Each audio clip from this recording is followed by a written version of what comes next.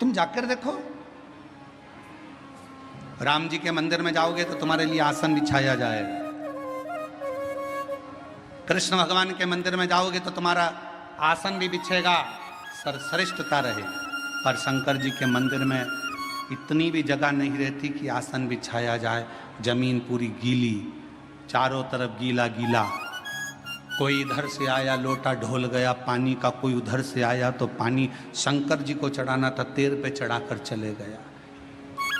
शिव है, तुम कितने भी करोड़पति हो, धनपति हो, वैभवपति हो, सत्तापति हो, चाहे तुम्हारे पास में कितना भी वैभव है, पर शंकर के मंदिर में, शिव महापुराण में और शंकर जी के दरवाजे पर अहंकार समाप्त हो जाता है। वहां तुम्हारे पास क्या है क्या नहीं वो पूरा समाप्त हो जाता है, वो तुम्हारे घर पर होगा। शंकर के दरवाजे पर तो केवल एक शून्यता रहती है और वो शून्यता में शिव बसता है, और वो बसता है तो जीवन का कल्याण करता है। शून्यता। बेजापुर कब आया? छत्रपति संभाजी नगर से चले गाड़ी को लेकर, आगे आया 70 किलोमीटर दूर बेजापुर, और आगे बढ़े 60 किलोमीटर, और आगे बढ़े 57, 56, 55, 54, 53, 52, 51, फिर और आगे बढ़ते बढ़ते 50, फिर 49, ऐसे चलते चलते चलते चलते चलते चलते धीरे धीरे और आगे बढ़े।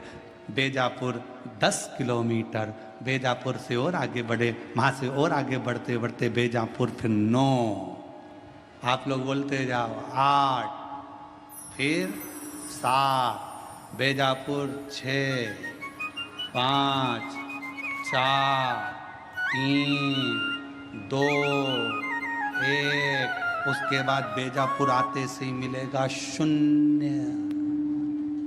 बोलो सही है कि गलत है? अरे जम के तो बोलो। बेजापुर कहाँ आया? जहां शून्य आया, जीरो आया, समझ लो वहां बेजापुर आ गया। छत्रपति संभाजी नगर यहां से जा रहे हो, चलते चलते 70 किलोमीटर से बढ़ते बढ़ते 10 किलोमीटर पे पहुंचे, 10 से 9, 8, 7, 6, 5, 4, 3, 2, 1 और बाद में शून्य आ गया। छत्रपति संभाजी नगर आ गया। पुणे गए, चलते चलते शून्य आ गया। बेंगलोर गए, चलते चलते शून्य आ गया। मुंबई गए, चलते चलते शून्य आ गया, तो मुंबई आ गया, पुणे आ गया। शून्य पर स्थान नियुक्त है। उसी तरह जब तुम्हारे भीतर एक शून्यता, ये कुछ भी मेरा नहीं है शिव शंकर, सब तेरा है, जब एक शून्यता आकर खड़ी हो जाएगी, समझ लेना तुम शिव के दरवाजे पर आ गए और शिव तुम्हारे हृदय में आकर विराजमान हो गया। शून्य है।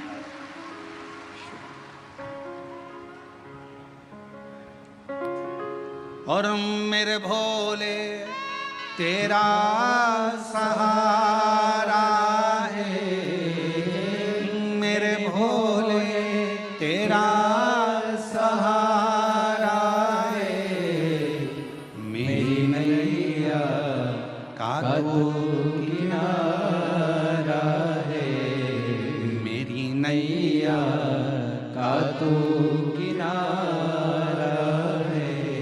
मेरे बाबा तुझे पुकारा है, मेरे बाबा तुझे पुकारा है, मेरी नैया का तो किनारा है, मेरी नैया का तो किनारा। उस शिव को समझने के लिए शून्यता की जरूरत पड़ती है। हमारे नासिक क्षेत्र में, हमारे महाराष्ट्र में प्याज बहुत होता है। बोलो सही है कि गलत है? काय की खेती ज्यादा हो रही है? प्याज की। और हमने देखा जब हम लोग कथा करने के लिए जा रहे थे, शाहदा गए, नासिक गए और भी जगह, छत्रपति संभाजी नगर आए, जब आ रहे थे, जा रहे थे, तो हमने देखा वहाँ पर प्याज के बड़े बड़े, बहुत बड़े बड़े गोडाउन टाइप के बने, और उन प्याजों के लिए इतने सारे पंखे चल रहे थे। पंखे, तो हमने गाड़ी रोकी, हमने पूछा क्यों भैया ये पंखे क्यों लगाए? तो कहा ये प्याज के लिए पंखे लगाए। बोलो सही है कि गलत है?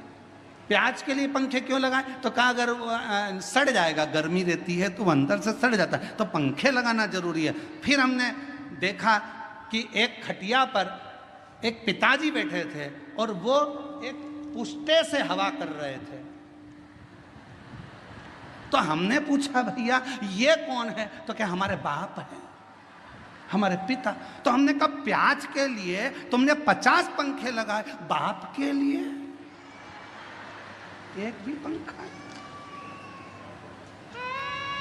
तो फिर उस गोडाउन वाले ने पूछा तुम कौन हो?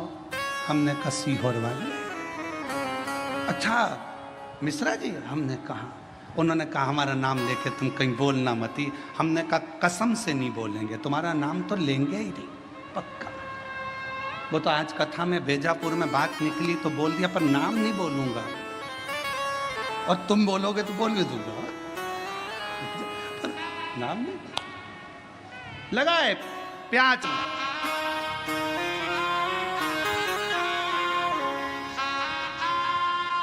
कभी मौका लगे तो हमारे सीहोर में आकर देखो, हमारे बाबा के धाम पर, कुबरेश्वर धाम पर, वृद्ध माताओं के लिए, बुजुर्गों के लिए, आम भक्तों के लिए जो वहाँ भोजन प्रसाद होता है, मेडिकल व्यवस्था होती है, चिकित्सा व्यवस्था होती है, बच्चों के लिए जिनके पास एजुकेशन का पैसा नहीं होता, उनके कॉलेज की फीस, स्कूल की फीस सब वहाँ से जमा होती है। बच्चों के पास जिनके पास किताबें कॉपियाँ नहीं होती, समिति उनको किताब कॉपी स्कूल की दिला देती है। उनका सारी डिग्रियाँ, सारा वैभव पृथ्वी वाले देखेंगे। तुम्हारी डिग्रियां चाहे डॉक्टर की हो, कलेक्टर की हो, एसपी की हो, आईजी की, डीआईजी की, चाहे कमिश्नर की, तहसीलदार की, पटवारी की, सारी दुनिया की जितनी डिग्रियां होती हैं, इंजीनियर, सीए, सारी डिग्रियां केवल पृथ्वी पर चलेगी। वहां तो एक ही डिग्री चलेगी, तूने अपने माता पिता की सेवा कितनी करी, तूने भूखे को भोजन और प्यासे को पानी कितना पिलाया, वहां एक ही डिग्री देखी। वहां नहीं देखा जाएगा कि तेरे पास डिग्री कौन सी थी। नहीं साहब मैं इंजीनियर, नहीं साहब मैं मजिस्ट्रेट, नहीं साहब मैं इस फलाना कोर्ट का मजिस्ट्रेट हूँ, मैं इतनी बड़ी पदवी पर रहा हूँ। भगवान भी कह देगा नीचे बैठे रे, फालतू बात करना मत। नीचे चले डिग्री, ऊपर चले तेरे कर्म, कर्म के सिवाय ऊपर कुछ नहीं चलता। इसलिए फिर निवेदन, मत बुरे कर्म कर बंदे वरना पछताएगा, भगवान की आंखों से तो बच नहीं पाएगा, तू बच नहीं पाएगा। ऊपर जाते से ही कह दिया जाएगा तेरा क्या होगा रे कालिया, होगा क्या तेरा, तेरे कर्म के लेख से तुझे प्राप्त होगा कि तुझे क्या देना है। क्या कितनी सुंदर कथा है। एक बहुत विद्वान महाराज जी मर गए, बहुत विद्वान, खूब प्रवचन देते थे, मर गए, ऊपर गए। बैकुंठ का दरवाजा बंद था, सब लाइन लगा के खड़े थे।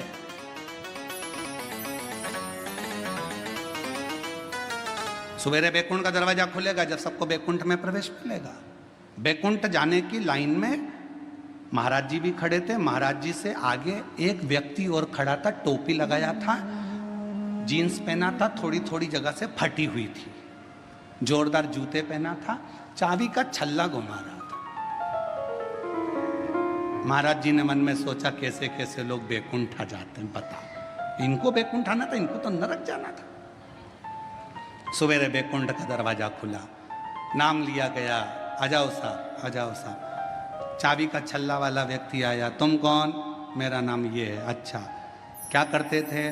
गाड़ी चलाता था, बस। अच्छा एक काम करो, बैकुंठ में वो सामने एक जो महल बना है उसमें चले जाओ, चांदी का सिंहासन है, सोने का पलंग है, डनलप के गद्दे हैं, अप्सराएं आएंगी, आपको भोजन कराएंगी, पंखा झेलेंगी, सोने की थाली में आपको भोजन करना है। वाह वाह वाह, धन्य, इतना सुंदर बैकुंठ। पंडित जी ने सोचा, प्रवचन देने वाले महाराज ने सोचा, जब एक ड्राइवर को इतना अच्छा रूम मिल सकता है तो मुझे तो, मैं प्रवचन देता हूँ। आओ, तुम कौन? मैं प्रवचन देता था। एक काम करो, वो सामने जो टूटा हुआ जो झोपड़ा है उसके अंदर चले जाओ, आटा रखा है, खुद की रोटी बनाना, खाना, सब्जी बोना, खाना। इतने में तो पंडित जी चिल्लाने लगे, मैं प्रवचन देने वाला मैं कथा कहने वाला इतना बड़ा महाराज और उस गाड़ी के ड्राइवर को तुमने एसी का रूम दिया और मुझे टूटा हुआ झोपड़ा। इतने में धर्मराज ने कहा यहाँ पर न्याय चलता है। महाराज जी बोले न्याय नहीं, यहाँ न्याय चलता है, पैसा चलता है, रिश्वत चलती है, तुमने उससे कुछ ले लिया होगा, यहाँ फालतू बात मत करो, यहाँ न्याय चलता है। तो न्याय कैसा? मैं इतना प्रवचन देने वाला मुझे टूटे झोपड़े में भेज दिया, वो गाड़ी चलाने वाला उसको एसी का रूम दे दिया, डनलप का गद्दा, चांदी का पलंग, सोने का सिंहासन, सोने की थाली में रोटी, ये कैसे हो सकता है? इतने में धर्मराज ने कहा भाई यहाँ कर्म देखा जाता है। महाराज वो गाड़ी चलाता था, बस को चलाते चलाते बस इतनी तेज चलाता था कि अंदर जितने बैठे रहते थे सब हनुमान चालीसा पढ़ते थे। जय हनुमान ज्ञान गुण सागर जय कपीसति लोक उजागर रामदूत अतुलित बलराम अंजनी पुत्र पवन सुत रामा महावीर विक्रम बजरंगी। कांपते, राम नाम लेते, भगवान को पुकारते। इसलिए वो मरा तो उसको एसी का रूम मिला। महाराज तुम प्रवचन देते थे तो लोग दीवार से टिक टिक के इसलिए उसको बैकुंठ में एसी का रूम और तुमको टूटा झोपड़ा मिला। इतना कर्म का लेख देख। इसलिए मेरी जीजियों मेरा ध्यान देना, तुम सो मत जाना। तुम सो गई तो सियोर वाला निपटा तो मालूम पड़े बेचारे को टूटा झोपड़ा मिले सो तो काम। तुम जागती रहना और बोलो तो बीच बीच में चिल्लाना चालू करता हूं, जागते रहो। अरे हम तो बाबा के भरोसे चलते हैं, हम तो बाबा के भरोसे चलते हैं। ये दुनिया वाले जलते दुनिया वाले जलते हैं, भोले बाबा के भरोसे चलते हैं। ओ घड़दानी के भरोसे चलते हैं, डमरू वाले के भरोसे चलते हैं, काशी वाले के भरोसे चलते हैं। शिव के पास ना काम है ना अहम है। काम भी दूर, अहम भी दूर। और जिसने काम का भी त्याग कर दिया, अहम का भी त्याग कर दिया, वहां मेरे हरि विठ्ठल उसको अपने शिव अपने सिर पर बिठा लेते हैं।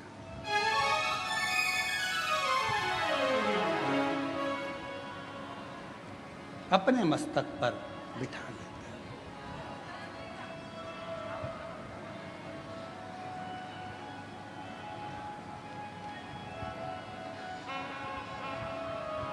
फिर कोई आडंबर, कोई दिखावा कुछ नहीं रहता, केवल शिव रहता है।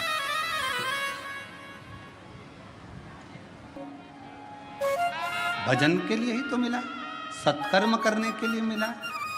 पूर्व में ना जाने कौन सा अच्छा काम किया था जो आज भगवान ने भरपेट भोजन दिया, राजसी ठाट दिया, वैभव दिया, धन दिया, दौलत दी, संपदा दी, सत्ता दी, नाम दी, शोहरत दी, इज्जत दी, घर में संतान दी, वैभव दिया, वंश दिया।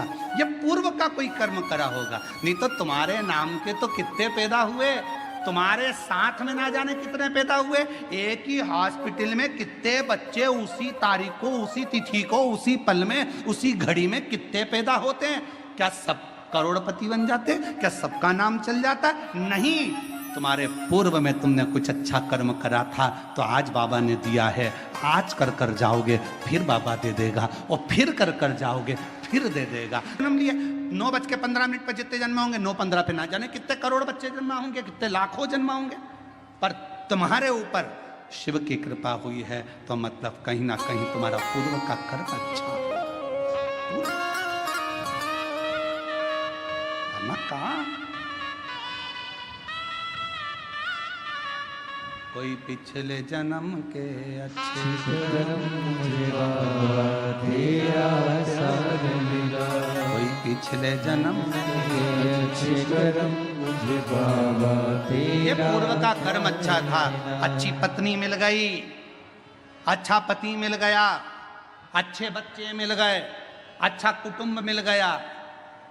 एक भी गड़बड़ निकल जाता तो हालत खराब हो जाती। मकान बनाने के लिए अच्छे मिस्त्री की जरूरत होती है और घर के लिए अच्छी स्त्री की जरूरत होती है। मिस्त्री गड़बड़ निकल जाए तो छत पे पानी भरा ही रहता है और स्त्री गड़बड़ निकल जाए तो मुंह फूला ही रहता है। बहुत ध्यान देने वाला विषय। मिस्त्री गड़बड़ निकल गया, छत पे अगर ढाल नहीं दिया, सही तरह से छत नहीं बनाई, सही तरीके से मकान नहीं बनाया, बाथरूम नहीं बनाया, पानी भरा रहेगा। फिर दिन भर वाइपर से निकालते रहो और बाद में मन से कोसते रहो, ऐसा बाथरूम बनवाया, पानी नहीं निकल रहा, बता उसकी जाली में फंस गया, पानी नहीं निकल रहा, वाइपर से निकाले, झाड़ू मारे, तब जाकर पानी निकले, छत पे पानी भरा गया, निकल नहीं रहा। किसको दोष दोगे? मिस्त्री को। मिस्त्री ऐसा मिला, मकान बनाने वाला ऐसा मिला, अच्छा लेकर आना था, कैसा बनाया उसने, छत पे पानी भरा रहा है। मिस्त्री और स्त्री ये दोनों का श्रेष्ठ होना जरूरी है। मिस्त्री अगर अच्छा है तो मकान अच्छा बनता है और स्त्री अगर अच्छी है तो घर अच्छा बनता है, परिवार अच्छा बनता है, कुटुंब अच्छा बनता है। दोनों की समता होना चाहिए, दोनों की श्रेष्ठता होना चाहिए और ये श्रेष्ठता आपके भीतर हो। शिव कथा कर रही है, भगवान शंकर का चरित्र कराए, भगवान ओघड़दानी का चरित्र कह रहा है, भगवान हरि विठ्ठल का चरित्र कह रहा है, मेरे शंकर भगवान का चरित्र कहता है, शिव तत्व कहता है। जब माँ पार्वती मैया बाल्यावस्था में थी तब भगवान शंकर की आराधना में लीन रहती थी, आराधना। और शिव की कृपा से, शंकर की करुणा से, उनकी उदारता से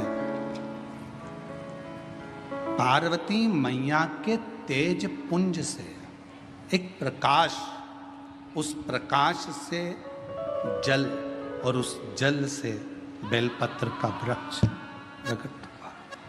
बेलपत्र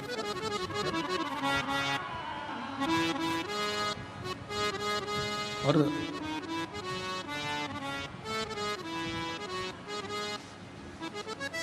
शिव जी के शरीर के, शिव जी के नेत्र अश्रु से, शरीर के भाग के जल से रुद्राक्ष का पेड़, रुद्राक्ष का पौधा होता है। और माँ जगत जननी दुर्गा भवानी, माँ आदि शक्ति, माँ भवानी के शरीर के तेज प्रकाश जल से बेलपत्र का पौधा होता है। बेलपत्र का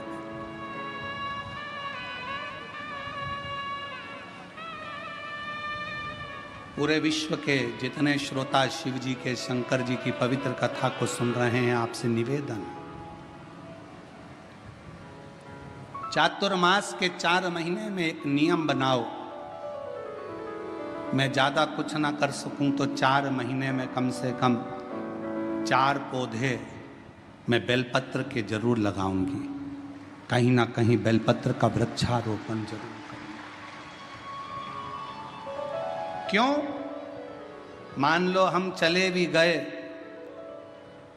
और हमारे परिवार के लोग मान लो शंकर जी की पूजा नहीं कर पाए, भगवान शिव की आराधना नहीं कर पाए, भगवान शंकर की भक्ति ना कर पाए, तो मेरे द्वारा लगा हुआ ये बेलपत्री का पौधा बड़ा होगा, कोई ना कोई इसकी पत्ती तोड़कर शिव जी को चढ़ाएगा। कम से कम मेरे कुल का उद्धार होगा, मेरे वंश का उद्धार होगा, मेरी पीढ़ी का उद्धार।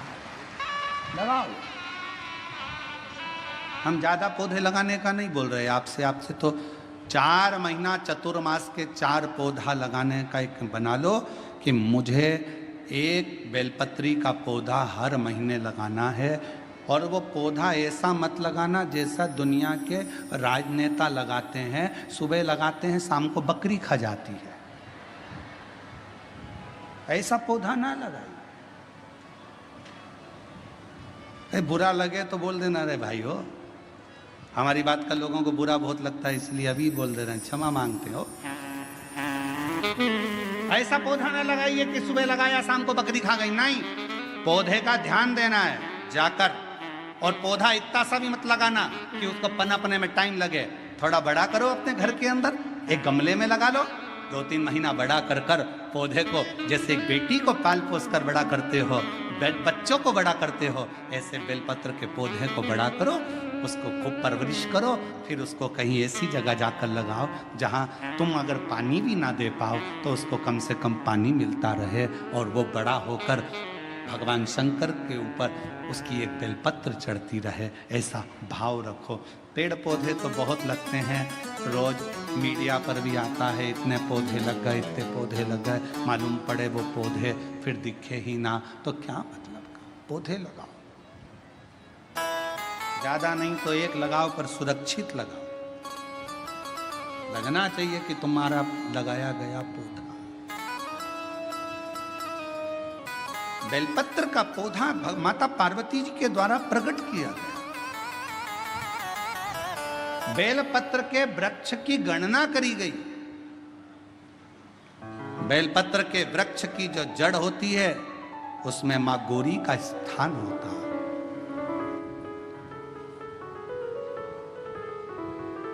बेलपत्र की जड़ में महागौरी है, बेलपत्र के तने में माहेश्वरी है, बेलपत्र के शाखाओं में दक्षिणायनी माता है, बेलपत्र की पत्ती में माँ पार्वती है, बेलपत्र के फल में माँ कात्यायनी है, और बेलपत्र के उस सुंदर आनंदमय फूल में, उस फूल के अंदर माँ गौरी विराजमान है। ऐसा पूरा बेलपत्र के वृक्ष की गणना करी गई। चाहे शाखा हो, जड़ हो। बेलपत्र के पूजन का कितना भी एक पत्र आया है, अच्छा है देखिए।